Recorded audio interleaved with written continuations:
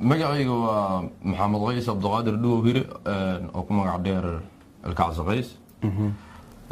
waxaan ku dhashay Jubbaland magaalada Dobley xuduudka Kenya iyo Soomaaliya meel badan baan soo maray magaalooyin badan oo la soo koobi karin waxaana fanka ku soo biiray 2005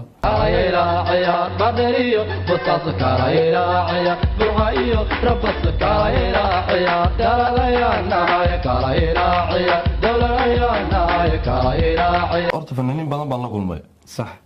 markaan soo wareysanaa nin fanka markuu soo galay wuxuu ku leeyahay waxaan yaraa fanka jeclaa fanka ma jeclaan fanka ma jeclaan oo garta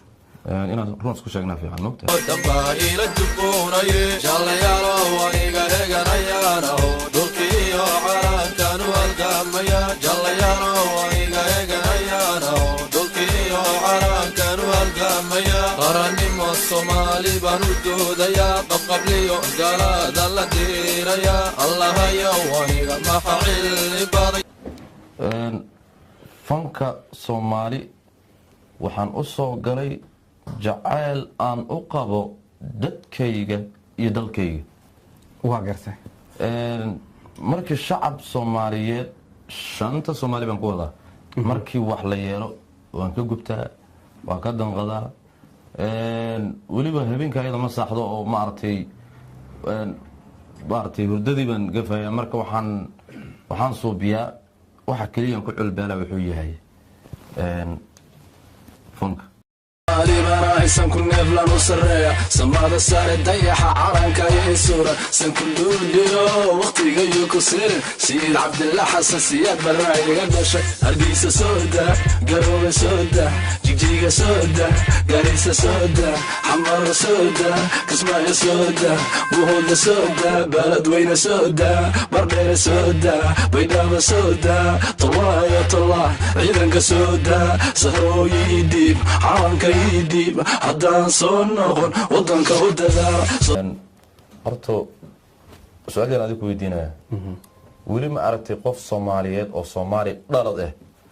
oo Ethiopian jecel ma aragtay may aniga Soomaali dhalad baan ahay Ethiopian ma jecli Ethiopian weligeena ma taageerin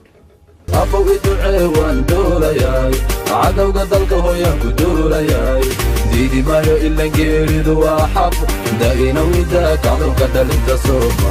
وحي إثيوبيان تاغيرانا وحي يهين باش أدو أوكتاي وادو قيدي وكو انتي ويلوش الصومالي انتي دلين صبرك لا قلاي ميتكو صبرك كتاغن صبرك لا سو قلاي بابليك سو ديغاي ماشي برطمان انترنتك بدكاس مركم الصومالي با ماي وماي dalka iyo dibadaba heegan baana xoreynta dalkeena heegan baana shanta Soomaali wala heegan baana